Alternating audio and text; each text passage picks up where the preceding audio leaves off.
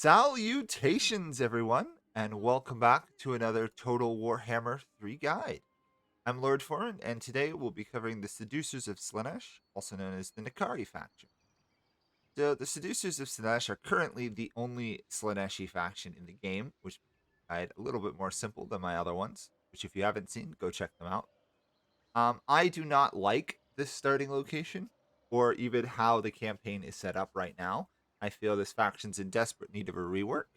But I'll give you what I can about how you can play this. So I've tried 3 or 4 times playing this faction, and they are rough. So let's get into doing this. So we'll cover the faction, how they play. We'll go over their units.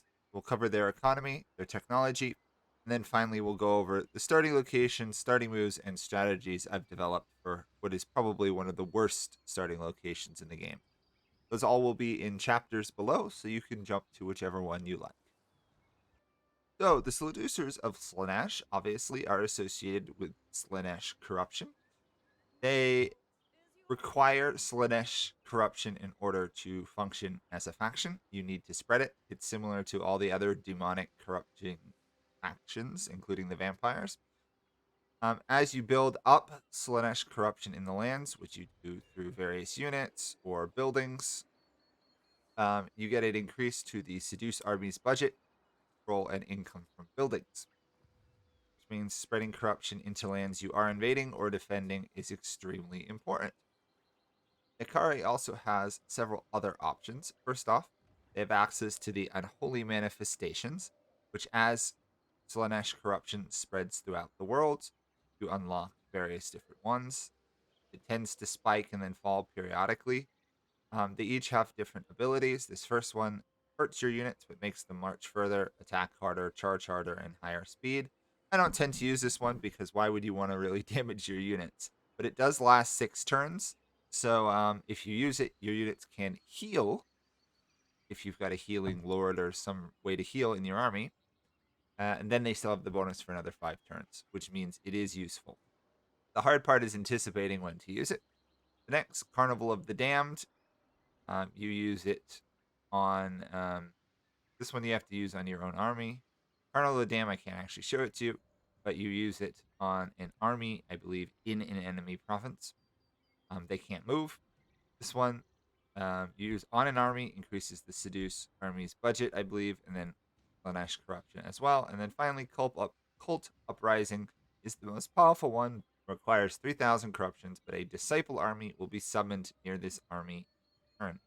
This is a extraordinarily powerful one. The problem is it costs a ton to get there, and you won't get it towards late game unless you get some unbelievable spread of corruption in the world. Let's be honest, you're probably not going to get it. The next thing the Slaanesh faction has is they have access to cults, same as all of the other Chaos factions. You do start with one down here in the White Tower of Hoeth, and it, I think I can quick show you how that works. Quick spread a cult. So when you build a cult, it gives you vision of the settlement, and then you can build a variety of buildings here.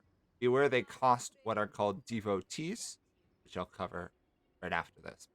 Basically, for the cost of 250 devotees, you can pick one of these buildings. Devotions, seductive influence, seduce units cost, temporary diplomatic relations, seductive influence, and if the income's higher, you get another bonus. This is a theme with the Slaanesh faction in particular. As the public order and income rises and falls, you can get different bonuses. Next one, you get a cultist hero, and you increase your cultist limit. This is a very useful one to generate more cultists, build more cults, spread your influence further. And if the control of the province is good, the seductive influence goes up. Be aware that as you raise your influence with a faction, which we'll cover, they start producing Slaanesh corruption, meaning their provinces become more chaotic and public order falls. So this, when control is 25 or more, is very unlikely to happen, in my experience. The last one, you summon a disciple army and then the cult is destroyed. This is what you use. You summon an army to take a settlement. Over here, this one you do if you want to build relations and then finally seduce the faction to your side. And this one you use when you just need devotees, and you do want to slowly build influence among them. Now, devotees you gain from various arrays of things. I'm not going to go into all of them. Suffice to say, cult creation and battles and raiding are going to be your main sources of them. You use them on a lot of stuff. You use them to seduce factions, make them follow you, become your vassal. You use them to create cults. You use them for a vast variety of things, including building the cults. So just be aware that you can't build cults, even if you can establish them, until you get 250. Now, if you get 1,000 devotees, you can spend them on proliferate cults, which will randomly establish 3 cults in human or elf-owned settlements. This is a great way to spread it quickly when you're not using a cultist to do so. I find using the cultists is usually the better strategy because cultists, you can choose where you want to establish the cults. On the other hand, if you just hit this proliferate cult, it will spread anywhere in the world. So you could start gaining influence with a faction on the other side of the world without ever meeting them uh, on the field of battle or on the campaign map. So let's talk about one of the major faction concepts here: the seduction of other factions. So basically, if you look at every faction and army, you'll see, or it only applies to human, elven, and beastman factions, of which obviously there's quite a lot on the map. The only exceptions are like the Greenskins, Warriors of Chaos, Tomb Kings, and the Vampires. Everyone else can basically be influenced, except for obviously demons. And so this is a very powerful tool. Unfortunately, it does not work very well right now, in my opinion. What it does is you'll see there's no seduction or resistance bonuses going right now because they're not in trouble. This faction here, there is going to be some. So we're going to fight the first battle here, and we're going to win it. So after the victory, we can heal, we can entice captives, which gives you a low amount of devotees, at least for the start, or gain. I'm going to take the devotees at the moment. Now, if we look over here, we'll see that they gained 10 seduction battle with us. If you can get this to 100, and then you go into the diplomacy screen, get into there, fighting chase, right? Up here, if you have 300 devotees and they have a full seductive influence all the way to the top, you can hit this button and they will become your vassal. It's great. It's really useful. As you'll see, Safari down here already starts with us. Now, as this builds up, you get bonuses. They get increased diplomatic relations. They lose relations with other good factions, and they have leadership problems versus you. So if you're fighting an enemy, having seductive influence over them does weaken them considerably, and they're less resistant to seduction stuff over here. This can be quite useful. It can weaken enemies long in advance. You can seduce most major factions to your side. You could even get like half of the high elves. I'm not entirely sure about the likelihood of you managing to seduce either Ariel or Tyrion to your side before you have to fight them. If you can pull it off, gain a lot of influence over them, good for you. If not, it's still going to weaken them in the long run. So that is how the seduction mechanic works. Now, to talk about the problems with it. Okay. First off, as this goes up, there starts a spread of Slaanesh corruption in lands, usually from the buildings you build. And if you apply any gifts of Slaanesh to armies, which I will explain. And the problem is because they spread the Slaanesh corruption, the province becomes less stable due to the Slaanesh corruption. This still applies this instability to your faction vassals. So if you vassalize these guys, which is quite easy to do, because you can force vassalization once you beat them in battle. If you take this settlement and then take this one, you'll give an option to subjugate them. They will become your subject. They do not gain the ability to tolerate Slaanesh corruption. It still will cause public orders and uprising. This can be an extreme problem and annoyance because the temptation is to make these guys a vassal early on. The problem is, if you do, they tend to die to rebels, which makes all your hard work getting them under your control a problem. I think this is something that they need to balance or patch and allow vassals of the seducers of Slaanesh to at least receive a reduced penalty or no penalty. It would be kind of cool if they then gained public order or Slaanesh corruption while they were your vassal. Just saying that would be a nice change. Without it, it's kind of painful. The other thing that can happen, and we're going to jump forward so I can show you. Okay, so we've moved forward a turn, and hopefully this will work. Oh, it didn't. We'll be back in a second. Okay, let's try this again here. There we go. So now that we have successfully hindered replenishment, we have given a gift of Slaanesh. So a gift of Slaanesh can be applied to heroes, and the easiest way to spread them is either beat them in battle or use a cultist to hinder replenishment or one of your various other heroes to somehow affect the army. If you do, the gift of Slaanesh spreads corruption, spreads seductive influence with the whole faction, which means if you get it on multiple lords, it's very powerful. It gives devotees 5 per turn, so you want to spread this everywhere, and it reduces the cost of seducing the armies battle, and we'll explain that. I'm just playing forward a little bit so I can show you some of this. So as we went to take this settlement, we are not able to take it on our own, but there's a wonderful other Slaanesh ability down here, which is called Summon Disciple Army. Now, it costs 300 devotees. When you do, you summon an army, this army, for free to be on your side. So I can command them independent of my main army. They can do stuff. They're not particularly strong, but they do allow me to win battles without losing troops, and they're kind of like a mini WoG army. They're kind of cool that way. The downside is, unless they're in a province with super high corruption, they will take attrition, and you can't replenish them. You can't stop the attrition, and they cost you devotees per turn while on the map. Kind of annoying.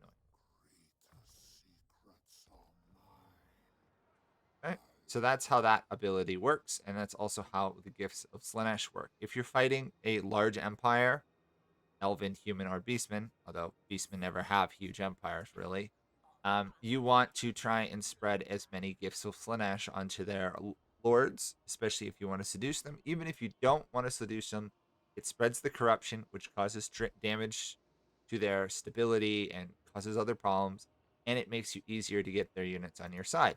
And I will explain that next round. Okay, so our Disciple army actually got attacked in between turns, which is actually fine because now I can show you how this works. We are going to lose this battle easily. Okay, we have this ability down here, Seduce Units. We can pay money to force an enemy unit to join our side. So we could take this unit, add it to our side. We still lose the battle in this case, but in other cases, we might not lose the battle. We might win it because of it. And you have a budget. Nakari's budget is higher and he can get more units. And you can up this with tech. This is where the 10% cheaper from the Gift of Slaanesh to seduce the unit to your side works. Now, this unit is only there for the battle. If you win the battle, destroy the army, the unit's destroyed. If you lose the battle, it tends to be destroyed as well. So it's a great way to weaken an army in the long run. It does use up your actual favor, your money, basically. But it can be semi-useful to weaken an army. And you're going to want to use that a lot, especially on Ari. It makes a huge difference in his ability to beat larger, better armies. You're getting attacked by a Khorne faction, and they are super strong.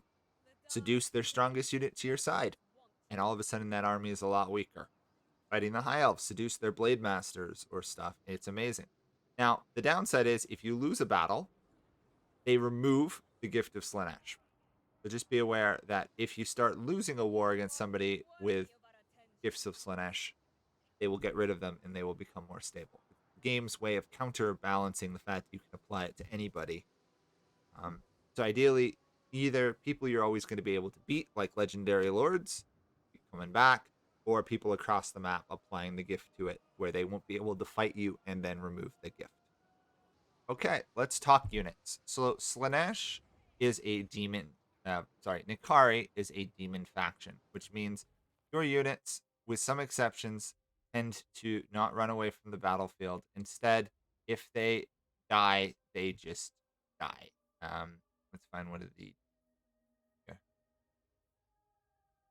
Demon units. They don't rout. They fight basically to the death. But if they get low leadership, they will slowly get banished and die off. It's similar to the vampire counts or the other demonic factions. Their units tend to not survive battles wounded. They tend to usually just either die or they win the battle.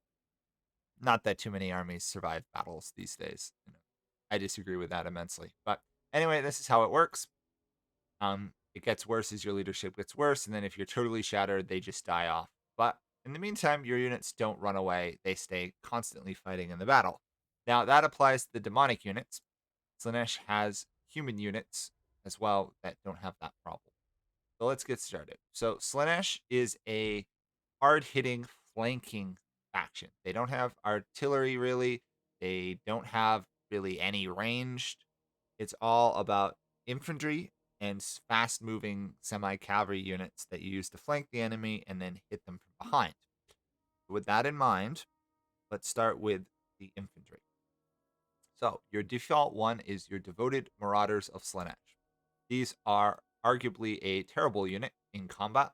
They will not beat much anything, but if you look up at their traits under shielded anti-infantry, they are a meat shield. Their job is to go out there and take the damage your good units don't take. They will survive and hold the line in combat half decently well. Um, they they have some physical resistance, but they're not going to do a lot of damage in combat. Don't expect them to win battles for you. That's what your demonic units are for. The next one, if you build the basic barracks, you will get access to them again, which is a little bit of a glitch. You will also get access to them with spears. This is much better if you're going to fight a Cav faction like Bretonnia. Then you get access to your first demonic unit, Demonettes of Slaanesh, which are kind of half female, half male demons. They're rather weird. Slaanesh is a very strange faction. A little disturbing once you start to think about it completely. Anyway, these are your first pretty solid unit. Let's see if I can actually get up there. Yep. They cause fear, as do a lot of the demonic units. They have a trait called Devastating Flanker. They double the charge bonus when you attack the rear or flank of an entity. This is extremely important. They have a charge bonus of 30 to start with. It goes up as you add Lord traits or other stuff. That becomes 60. That means they get a 60 boost to their melee attack for a while. It's huge. They will do a lot of damage on the initial charge. Then you pull them out, charge in again. They're kind of like a Cav unit. In fact, they have a speed that's faster than infantry. It's slower than Cav, but it's still fast enough to get away from infantry units in combat.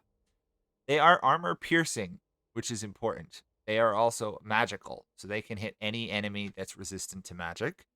And the fact they armor penetrate means they go right through armored units, which is amazing when you're fighting people like the High Elves or any like the Dwarves are great to fight because you armor pierce them. Of course, the Dwarves you can't do the Seduction of Slaanesh abilities on, which makes them less effective. And then finally, if you build the second level, you get the Devoted Marauders of Slaanesh, which are a whip infantry, which is kind of strange. They're better at defending in particular, with shields. They pin the enemy down. Overall, it's kind of an upgrade to some of the other ones down here. Um, but I just they've got more melee defense, and so they provide their role as a meat shield better. But they do less or equivalent melee damage. I build a couple of them to be your front line that the enemies have to fight and get bogged down while you use demonettes to flank. And that's going to be your early game strategy. Then you also get access to the Forsaken of Slaanesh, which is your first real melee damage character who you throw into the front lines and they kill things. Demonettes you use for flanks, everything else is just trash that we've talked about so far. These guys do damage. They are a devastating flanker, so it is worthwhile running them around and flanking if you can. They have Frenzy, so their melee attack is better. And overall, they're just a good, solid damage dealer that is armored, so they die less easily. Don't expect them to win a battle line for you, but they're much better at killing things than the Marauders that we've talked about. Um, yeah, that's them.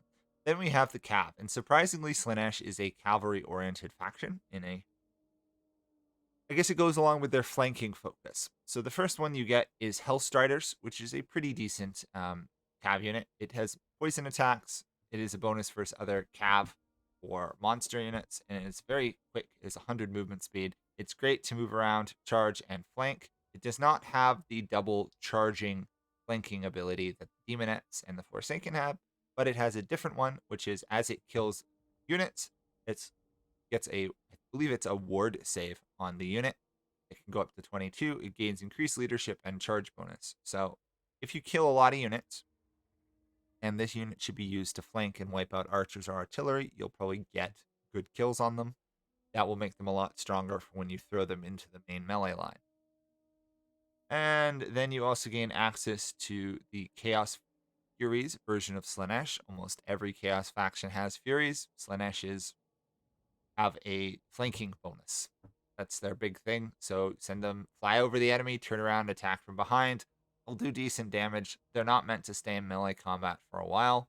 They are armor piercing though, which is kind of nice. Use them to kill archers and artillery, and then if you have no other use, throw them into the back of your melee line. They're pretty trash units in my experience, so don't cry any tears if they die. The next one we've got is the Hellstriders of Slaanesh, which are in generally an upgrade from this one.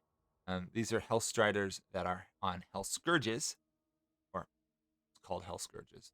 They're just a pretty flat upgrade from they go up from 28 melee attack to 34, melee defense of 26, up to wrong one, 38. So they're a flat upgrade. Once you get these, you shouldn't build the base anymore, except for budget constraints. They're basically the same unit, all the same abilities. Um, the only difference is they are not anti-large. They don't have that ability, so they're not as good against fighting other cav or monsters. But overall, they're increasing their stats, meaning they're worth bringing more often than the first ones. Then you get access to the Marauder Horsemen, which are basically the Norska version of horse skirmishers. Slaanesh. They ride around, they throw some missiles, they die to almost any range unit in existence. But if the enemy doesn't have range units, they're half decent. Be aware they are not armor piercing; they are magical piercing. So they are a little slightly less effective against armor, but they can hit anything, including ethereal units. I don't like this unit. I'm going to be honest. I don't bring them anywhere on the battlefield. There's much better units to bring to a fight because their melee stats suck. And once they use up their ammunition, they die to anything. Then we've got the next ones, the Seekers of Slaanesh. And this is an upgrade from the Hellstriders. So once you get this, don't build the lower ones. Basically, they are armor piercing. They have poison. They have melee attacks. They have a flanking bonus. These are a very powerful, hard-hitting shot cav for a tier 3 infantry cav unit. You want to take these, you want to throw it into infantry from behind. It will devastate them. First, you want to run off the archers and artillery first. Be aware they don't get a stacking bonus from killing units, though. And they are demons, so they won't rout. And then finally, at the top, you get the most powerful stuff. You start with the Heart Seekers of Slaanesh, which is an upgrade from the Seekers of Slaanesh. So to get this, again, don't build the lower ones for budget regions. The unique thing these guys bring is they get a bonus for every enemy unit in range that has wavering leadership. They hit harder and they do more armor piercing damage. It can be quite strong. If you start a rout, these guys will then annihilate the foes they were fighting. And since they cause fear, they will weaken leadership for enemies just being around them. Armor piercing, poison, magic, solid unit. A bit expensive to maintain though, but a solid cav nonetheless. These are a shock cav compared to the next ones, which are Chaos Knights, both normal and come on game, both normal and with lances. So the lances have a higher charge bonus. Otherwise, they're almost the same. Chaos Knights, just in general, have more melee attack. I would build the Chaos Knights with lances more often than I build the base Chaos Knights, solely because of the charge bonus, which these guys are not really meant to be hard flankers like the Heart Seekers are, because they don't have that flanking bonus. They still do a very good job at it, but they're better at just long-term melee combat than charges. They're a really good cav unit. They're one of the best Slaanesh units you can deploy without getting into demons and stuff. The next one is you get the Servants. This is a very important one to snag because it allows you to chain exalted demonettes of Slaanesh rather than the base demonettes. These are a significant improvement on the base ones. Once you get these, you should attempt to take them over the others. They've got your standard ability. Again, just like the high level Cav, they gain a bonus in attack and armor piercing if the enemy is wavering in leadership or running. They get a great double charge bonus. They do armor piercing damage. They do magical attacks, and they have a unique ability called Charmed, which upon attacking an enemy unit, that enemy regiment loses 8 melee attack, which means you could almost say their melee attack is 8 higher or their melee defense is 8 higher than it is. Um, it's not amazing, but against enemies that have weak attack, this will make them almost do no damage to the unit, and even strong units will feel the pain of being enthralled. Great unit. Bring plenty of them. Good at flanking, good at hitting. These are going to be one of your main demon units you deploy to the battlefield. The next one, you get a spawn of Slaanesh, which is the Slaanesh version of the Chaos Spawns. The only thing really noteworthy about it is it has the flanking bonus, and it has Soporific Musk, so enemies around it that they believe that it attacks, they weaken the attack just like the demonettes, but they also weaken the defense as well. They're pretty good. I don't think they last very long in combat because they're unbreakable, so they always die. Uh, they don't route though, so they will anchor a corner of your line and kill things. They're a monstrous unit, pretty much 16. They tend to hold on for quite a while. Then you have access to the various chaos sorcerers from the same building. Um, Worth building one or two of these, spread the corruption. More importantly, you can use them to block enemy armies, give out gifts of Slaanesh, steal technology, all the good stuff. Over here, you have the chariots. Slaanesh is again with the flankings. You get chariots. They're base chariots, seeker chariots, and chaos chariots. Hard hitting, fast moving chariot units. They're worth bringing. It's important to note that the seeker chariot, though, has a bonus versus infantry, and the chaos chariot does. But what sets the seeker chariot apart is the armor piercing. So bring this when you're fighting infantry units that have armor. Bring this one against enemies that don't. They're both very good. Interestingly enough, the Seeker Chariots are rated in Tier 3, and these ones are rated in Tier 2, despite you getting them at the same time. In terms of personal preference, I would bring the Seeker Chariots over the Chaos Chariots, even though they cost more to maintain. Just the various bonuses like poison and stuff, I think make them worth more. The next level, we get Chaos War Shrines. The Chaos War Shrines are very nice because they apply a leadership bonus in an area around them, and they can cast this Giver of Torturous Glory, which can damage enemies around them constantly. It's really quite nice.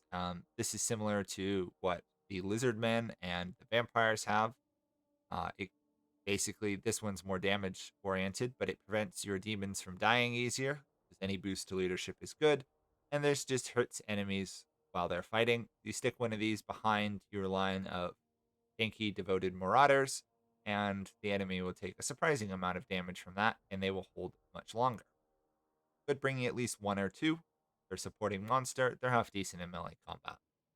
Elf Flayers, these are an upgraded version of I believe, the Chaos Chariots. Not entirely sure. Nope, looks like they're an upgraded version of the Seeker Chariots. They have basically all the same stuff the Seeker Chariots do. In general, just a better upgrade. So bring those rather than the Seeker Chariots. And the final one is an Exalted Seeker Chariot, which upgrade, upgrade, and then upgrade. These guys are significantly better. That flanking bonus is insane. Doubles, so that's 150. Fast, they hit hard. There's be one of them, be aware, but they're very large. They do a lot of damage, and used properly, these things devastate enemy lines. Slaanesh's charges are insane to watch. They're equivalent to the Bretonian ones without Cav, although Slaanesh does have Cav. The next one, the Greater Servants, these unlock Fiends of Slaanesh. These are another monstrous unit. They hit hard, they fight decently well. They're worth bringing. Once you get the next version, the Keeper of Secrets, from this tree, they're still worth bringing because it's not a flat upgrade, be aware. This is a 12 unit. This is a 1 unit. Even though they're the same tree, it's not the same unit. This is a spellcaster monster that has access to various spells, which is nice, and it's a siege attacker with other various bonuses. But the Fiends of Slaanesh are a siege attacker. They hit decently hard. They're a great unit to bring. They will devastate enemies. They've got a good flanking bonus. Bring them. Don't bring them. Try them out. Feel out how they fit into your line. Slaanesh has a lot of units that fill similar roles, so you may not want this. You may rather bring Cav. Really up to you. Keeper of Secrets, usually worth bringing one of those, not to mention it unlocks a technology that you're going to want. Then we're getting close to the end, pet units. You have access to Chaos Warriors of Slaanesh, which are apparently called pets in this case. These are upgraded to your Marauder units. Decent. They fight in combat. They kill things. They're hard to die. They're armored and shielded. They're overall a fairly good unit to bring. Again, more spellcasters over here. These ones can do assassinate. So if you've got annoying heroes in your lands, these are the ones you want to bring to get rid of them. Up above it, you have the Chaos Warriors of Slaanesh. Flat upgrade from this. Worth bringing them. Only weakness is armor, and it does even make a note of that. Then finally at the top, we have the Chosen of Slaanesh, which is chosen of any faction. These things hit hard. They do good damage.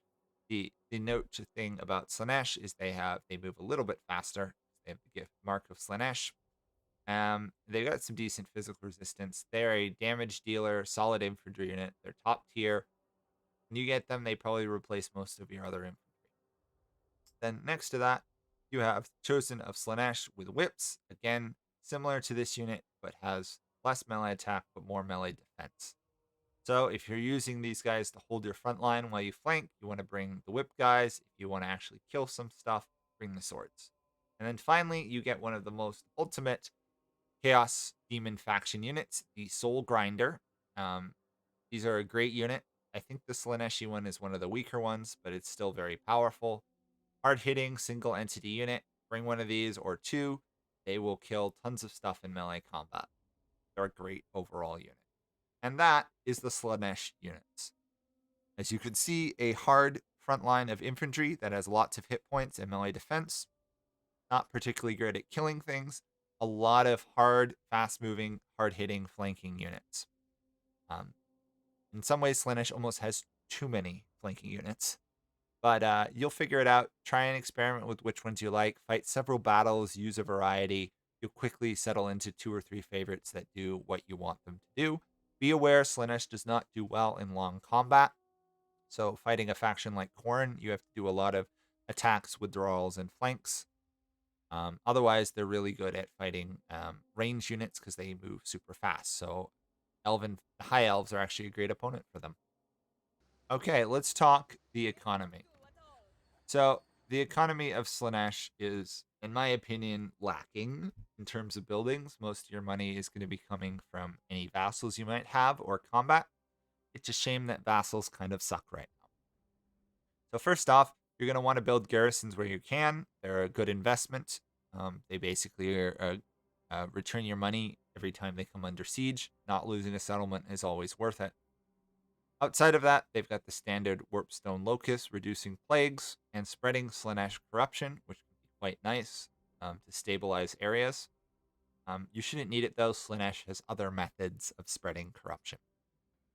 Then you've got your first income building. Generates a pathetic amount of income, but it does boost income from all buildings in the area by up to 50% and applies growth. Be aware that if your control of the province, your public order, ever falls to negative, this will make the public order problem 6 worse. So be wary of where you place it. Slaanesh has a very sweet spot for its economy, and I'm going to try to explain it. It is a little bit difficult. The next one is your pure growth replenishment building. Build it in your minor settlements at the start to build up your regions faster. The next one we have here is the income building, and it is a pathetic income building. At most, you will get 300 from it. Most places, you'll get it to 200. Now, the key is if your control in a province slips below 50, you get an additional 200 income. What you want to do is actually keep your public order control under 50 by using this building to reduce it further. And then over here, try and use this Palace of the High Seductress to keep the control balanced around -50. It's a tough balancing act. I can't give you the exact building combination because it also depends what your Slaanesh corruption in the area is.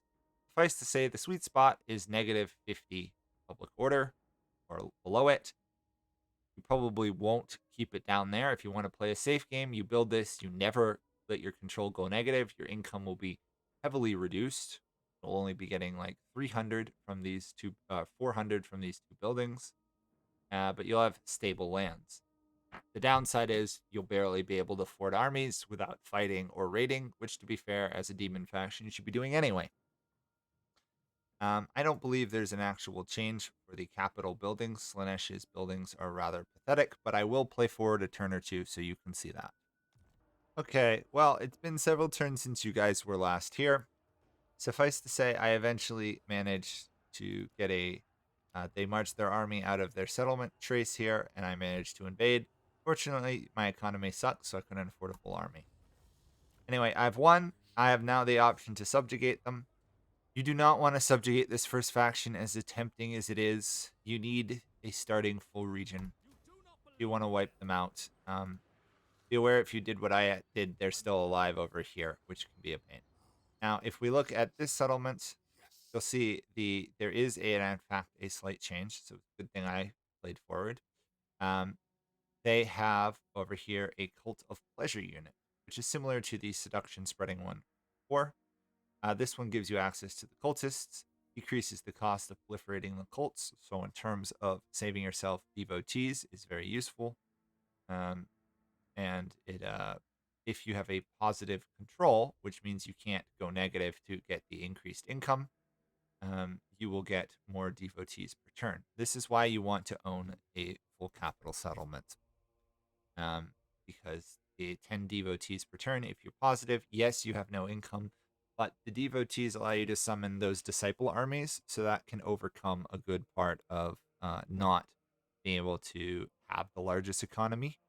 Plus, you get to spread more cults, and then later on, you can always destroy it once you have enough cults everywhere. So I figure I should point that out. Outside of that, everything else is the same. Definitely want to get a garrison there. And now we can talk technology. So the technology tree for Slaanesh is divided into several different sections, 6 of them, as a matter of fact. And that's just a thing in game. 6 is a number associated with Slaanesh. So you'll see immediately that some of these are locked off. You have to build certain buildings to get them here and here and here. And once you do that, you'll unlock all of them. These later ones are better than your initial starting ones. So this first section all about your cult's building and economy.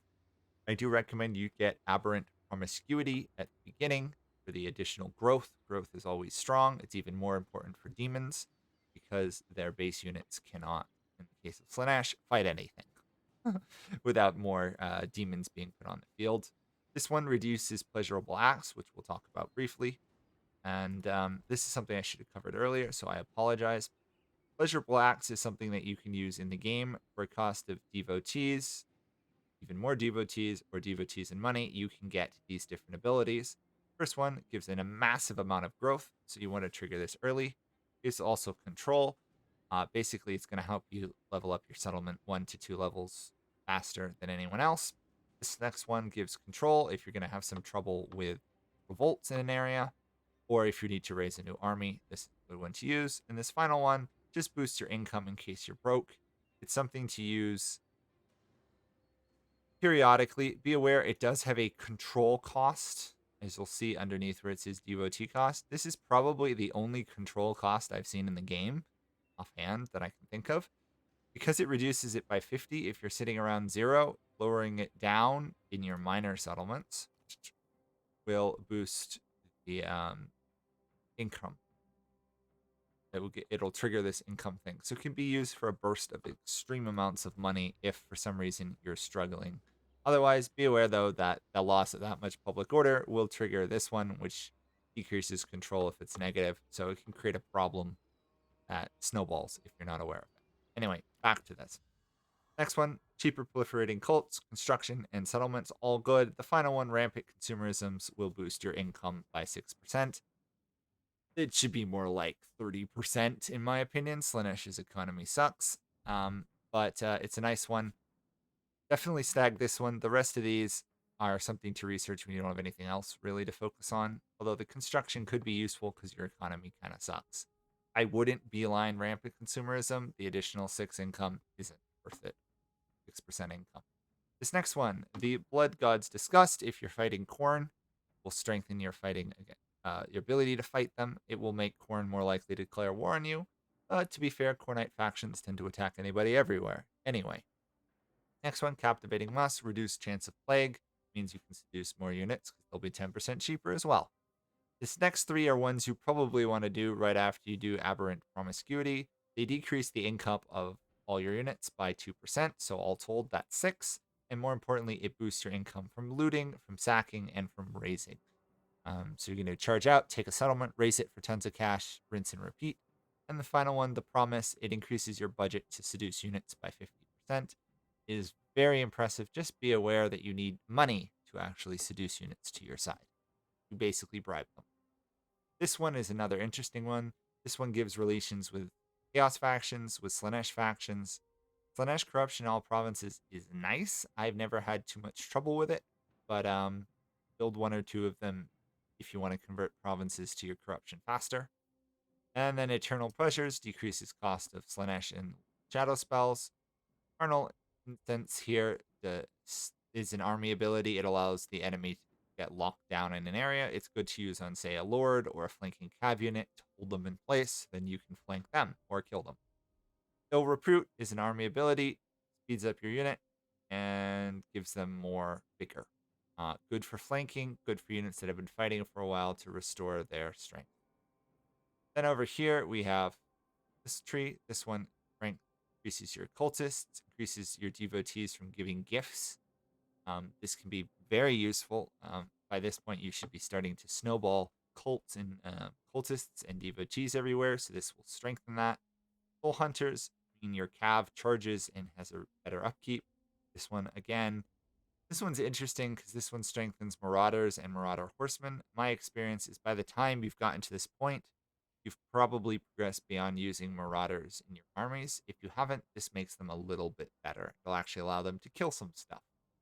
And if not, it'll allow them to be bigger meat shields. Spreading Perfection, spread more corruption, increase the chance of your cultist succeeding. It's nice, it's not game breaking. An Invigorating Essence, though, this is a 6 casualty replenishment rate. When you unlock this tree, you pretty much want to go through it all. You can simply click on the ending one and it will research everything else in specific order, which you may or may not like. Just be aware of that. This next one, Alluring Sisters, your Alluruses that you can recruit, which is a hero unit, have a higher rank, cost less to use. Doom Riders, Chariots are better at flanking, doing damage, cheaper to maintain. Same thing for the Cav units, basically, and the War Shrine. Blessed Young, this is great because it makes your Demonettes cheaper and hit harder. Since, in my opinion, you use Demonettes a lot early to mid game. This makes them a lot stronger. It's a shame that it requires the Drifting Tower building to get, which takes a little while to get there. But you unlock it at the same time you unlock Chaos Warrior as well, which is kind of nice. And then finally, devotee upkeep for your disciple armies. Upkeep for disciple armies is 20 devotees a turn, so this reduces it by 20%, which is like 2. I mean, it's okay. It's not game breaking, so you don't need to rush it, but I would definitely get the upkeep reduction and damage because you probably will be struggling with upkeep a lot of the game. The next one, this one boosts Hysterical Frenzy on the Keeper of Secrets unit, which was that spellcaster single unit. It allows them to massively boost an ally in the area that will go nuts and attack stuff, but with a high melee attack and high armor piercing. If you use it on a unit that's flanking, for example, it will make them considerably stronger. Combined with the charge bonus, they will do some nasty amount of damage in a short time. Slaanesh's Lash is another spell that gets given to them. It recast, does damage, solid unit, and makes them go on a rampage. If you hit an enemy unit, it will charge out of control. If you use it, you can break lines. Good in multiplayer to mess up enemy player. Large Slicing, again, another spell for these guys. Bound spell, so you get a free use of it. Does good damage in an area. Next one, another spell, reduces leadership. Finally, gives a boost to all your spells, so everything we've just covered here, you get another cast. And finally, at the end, Pained Beaster requires this top building. This one gives a recruit rank, armor piercing, and charge bonus to them. And that is the technology tree of Slaanesh. Thankfully, it comes with upkeep reductions. Sadly, it does not come with anything that really increases your economy massively. So let's talk Nakari's start. So let's go over Nakari and his abilities first. First off, he's the only one if the Slaanesh factions. He gains Legis points, so if you've got vassals or allies, you can recruit from units from them faster and easier. You have pretty good relations with everybody. Be aware that factions like the High Elves have a aversion to you that's larger than your tolerance, so this really doesn't help you much. But against factions like the High Elves, they actually get along with you fairly. Dark Elves, they get along with you fairly well. In fact, it's extraordinarily easy to seduce Dark Elves, specifically Morathi over here, since she has Slaaneshi corruption already. It's very easy to vassalize her if you can. She is one of the few elven human, or beastman factions that doesn't have trouble with Slaanesh corruption. So I would make that a priority to get her on your side if you can. She does die sometimes, so keep an eye on her, but usually she will survive and be a half decent vassal for you. Be aware though, if you vassalize her, she won't expand anymore except on your side. So, and wars that you've declared, she will expand by helping you fight the wars, but the odds are you'll have to either give her provinces or she won't really tend to expand much, but she'll give you good money. The last one is you get tribute from vassals plus 100. Tribute for vassals is pathetic. If, for example, you vassalize Chase, I think you get like 150, so you get 300. That's the upkeep of like one unit, maybe two. It doesn't solve your economy problems, but on a nation with like Marathi or one of the others, it can grow to larger. Incentivizes you to have either multiple vassals or large vassals. I find vassals just suck right now. Whereas if Chaos vassals are okay, Nakari's are not. And Nakari himself is a very interesting character, or yours self, or whatever, because it's half one gender, half the other. Nakari is a very good character, a very solid melee fighter. He can go toe to toe with everyone up to Scarbrand, pretty much, which is hilarious for a faction that doesn't have any super strong fighting units. Nakari is one of the exceptions. You can throw him into the front line of almost any battle, and barring lords or extreme magic spells, he will stay or whatever will tend to absolutely annihilate the front line and proceed to kill tons of units and a portion of the time get the enemy lords. His specific ability is experience gained. It's more experience in battle every time you fight them the first time. Cheaper to seduce units. Enemy leadership goes down. It's all a very solid thing. It's got all these various abilities because they're a demon. They don't rout, so they just die. They cause terror and fear, which stacks nicely with the seductive one. Enemies that are near Nakari will have like negative 12 leadership or more. You have some spell. You have a passive. So long as you're in the area, it hits enemies if they're low health. You do wounds, which is kind of nice. You are a siege attacker, meaning Nakari's army doesn't require any artillery or anything else. You can just attack capital settlements willy-nilly, which is a very nice benefit because usually it's the last thing factions have standing. Outside of that, Nakari has a quest for the Wit Stealer Soul. It's nothing game-breaking. It's pretty solid. Makes Nakari hit super hard if you activate the Wit Stealer Soul. Great for killing enemy lords. Otherwise, just general buffs to your army and faction. In terms of skills, standard blue line pretty much for demons. There are some interesting exceptions here. First off, casualties captured post-battle will increase the devotees you can get from them. I recommend ideally Despoilers, get that to level 3, then maybe a couple into Slave of Excess. It's up to you. Spoilers is key because your economy, rating, income will be a great source for you. Plus, it weakens them because you'll spread corruption. Draftmaster, always good. Up here, these are a variety of different things you can do. I would take Promises of Perfection, which is basically the replenishment one, but also increases your budget to seduce units even higher. Nakari, it's quite possible, can seduce 4 really good enemy units in a battle late game, completely turning the tide of the fight and winning battles that the AI thinks they're going to win, because the AI doesn't seem to take into account seduce army budgets when they come to attack you. Relentless Advance, you shouldn't have too much trouble with casualties. I would ignore this unless you're having serious problems. Drawn to Decadence, Upkeep is great. Renowned and Feared, stacked to 2, that's negative 17. Stacked with the other tech, plus 6, 23. That's pretty good for a faction that has some economy problems, in my opinion. Lightning Strike, great if you're fighting multiple enemies at the same time, but you have to get to level 3 to get the full benefit. In terms of specific stuff, Nakari starts off with a bonus while fighting elves, which is great because you start on Ulf lane and you're fighting elves. Hates Corn. If you take this, if you're fighting a Corn faction, you'll hit even harder versus them. It's kind of a necessity when fighting Corn factions because they tend to have better melee units than you. Then Nakari's special abilities, Willing Prey, makes it cheaper for him to seduce units to his side, and cast a Hex in the area, basically meaning an enemy in the area becomes completely incompetent. Stack this with the Wit Stealer Soul on an enemy lord, and you can usually have multiple free seconds of damage on them where they can barely do anything in return, and you're hitting hard. Monstrous Figure moves faster, hit harder, already hits hard. This makes it even stronger.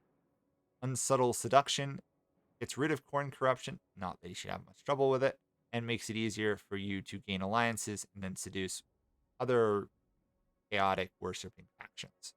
Soporific Musk weakens enemies when you attack them in the area. I think it's 5 attack and 5 defense or so. Again, great at killing enemy lords. Whisperers of Glory weakens an enemy. Cast it on a unit you want to pull out of position. They get weaker. They go crazy. If you're dueling somebody, Nakari versus a lord, this is great because it just weakens them and they're already going to attack you anyway because they're in a duel with you, so Rampage doesn't make a huge difference. Or you can force them into a battle with you and force them to stay in it. Harvester of Souls, healing. It's great if an enemy unit dies around you or is destroyed. Nakari heals a fair amount. It is a 21-second duration, so if you wipe out an enemy unit, Nakari will heal for a good chunk of their health. It takes a 15-second cooldown, so wiping out multiple enemies at a time is not beneficial. But since Nakari can easily handle a regiment of enemies on their own, this will boost it a lot. And then Disciples of Excess. When you summon a Disciple army using devotees, it's larger. Outside of that, Nakari has access to the Slaanesh tree of casting spells. It's not the strongest tree. It's got some decent ones. Most of their spells are armor piercing, which is quite nice. And this one boosts allies' melee attack and leadership when you cast spells, meaning it can be very useful, especially boosting your relatively weak marauders to make them stronger early game. Nakari is definitely a faction that fighting your own battles rather than auto-resolve helps you a lot. It's kind of like the vampires in that respect. This one weakens enemies, melee attack, defense. Cast that. Cast Willing Prey. You can really cripple enemy lords with it. This one does more damage, just a flat damage to enemies. Good damage spell. Be aware that the cost of the spell casting cost does hurt a bit. Nakari doesn't tend to have the most magic, but it can hurt pretty well. This one boosts allies, makes them go on a rampage. Great for flanking again. I kind of talked about that earlier. This one, general boost in Nakari. It's a good thing to hit. 5 melee defense makes them a lot stronger. Slicing Shards, bombardment from above, armor piercing. Great versus units like dwarves or anything with heavy armor. Phasmagoria basically locks the enemies in a place and makes them get afraid. Be very useful against low leadership units or just to pin units in place for a flank. Earthling makes cast, Winds of Magic Reserve. Arcane Conduit is worth a mention. Demons have a special relation to the Winds of Magic. If they have it high, they move further and have high speed. If they're low, they have penalties. You always want to keep Winds of Magic as high as possible, meaning you may have to go spend a turn channeling or two to rebuild the Winds of Magic where you go on offensive. Just be aware of that. The last one is a yellow buffing combat line. This is actually something you could do on Nakari because Nakari's other lines, although Promise of Perfection and Decrease Upkeep is great, the magic of Slaanesh is not so game breaking. I feel the need to go down it. You can hire a hero or build a Keeper of Secrets to do the same thing. Outside of obviously grabbing this top line, it is actually worth buffing Nakari as combat since Nakari is already a monster fighter with physical resistance. Getting it even higher, Nakari is one of those lords that can almost solo armies. Up there with Scarbrand, the other Corn ones, Tyrion, Ironhide, from Brindle. This guy can become a monster. Build it up, use it strong. Woundmaker makes Nakari's wound damage even more powerful. In general, a lot of your strength early on revolves around Nakari and using them properly in combat. And then after that, it's a lot of flanking. Send them in, they don't die. If you need additional damage, Demonic Inspiration boosting your Forsaken and more importantly, your Demonettes be considerable. The charge bonus melee attack, remember, that's doubled when you charge on most Slaanesh units. That's more like 16 charge bonus. Very powerful.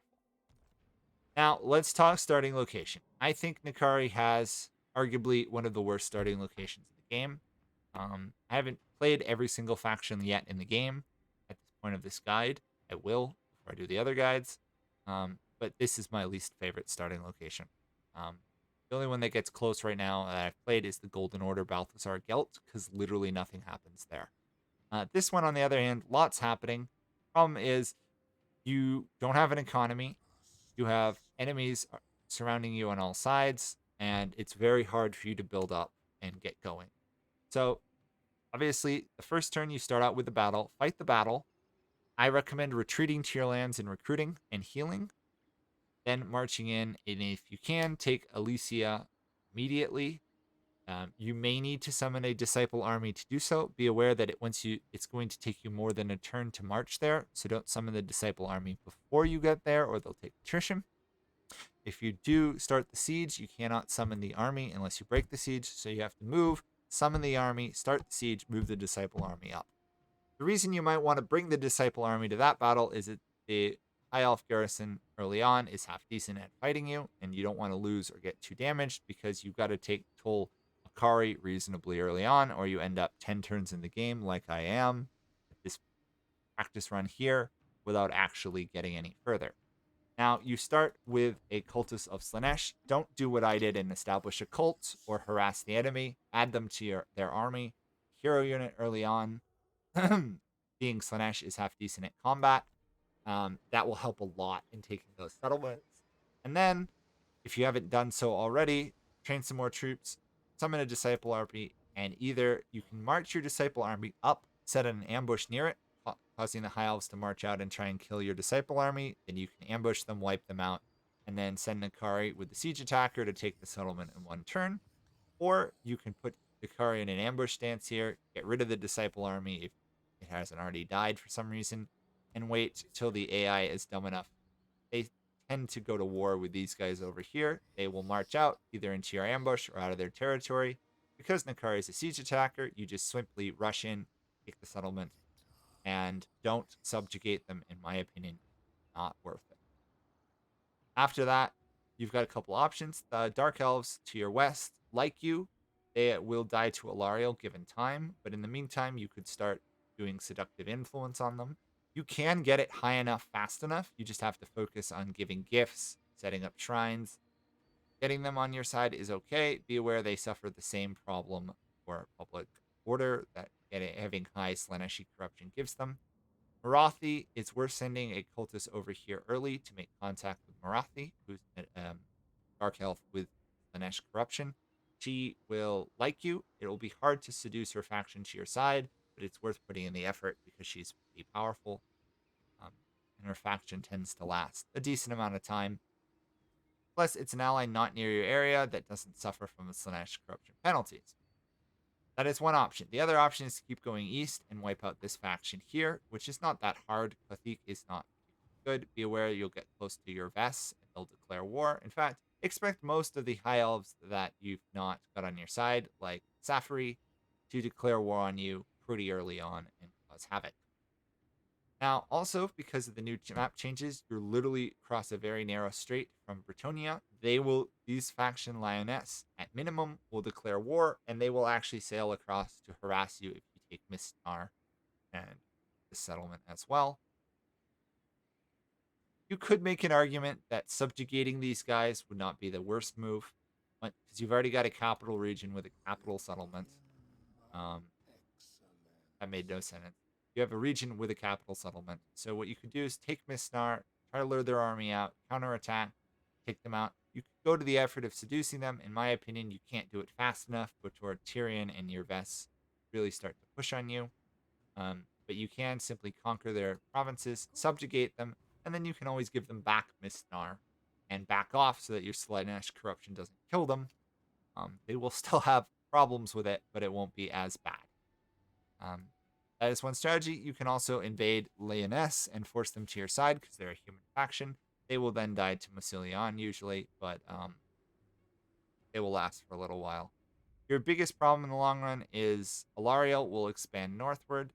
This gate tends to get destroyed. If you rush in and colonize it, she will almost inevitably attack it.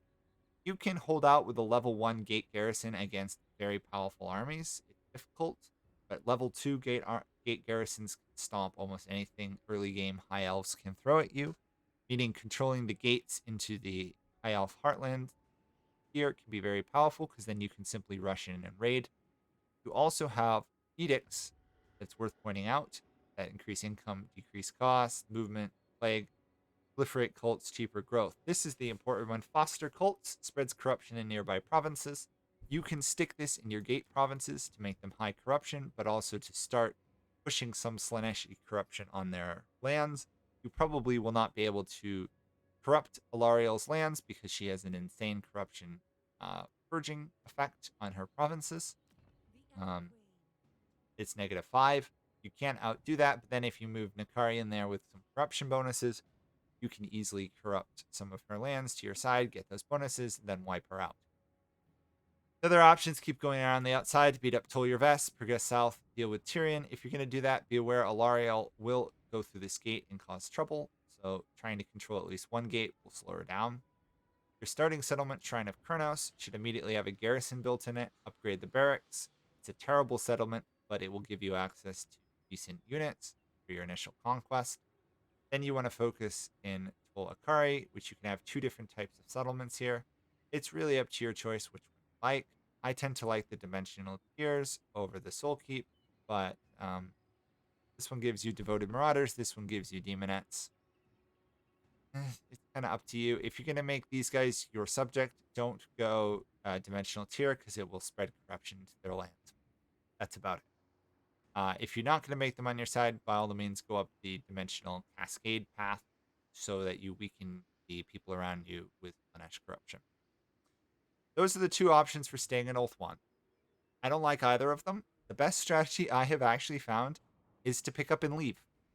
If you don't want a long slog and you're having trouble with it, you can simply, after you secured your starting region, spend the money you get from it to build up an army and honestly go invade this area or even go up north to the Chaos Wastes. The only thing Nakari cannot tolerate for provinces are deserts and oceans.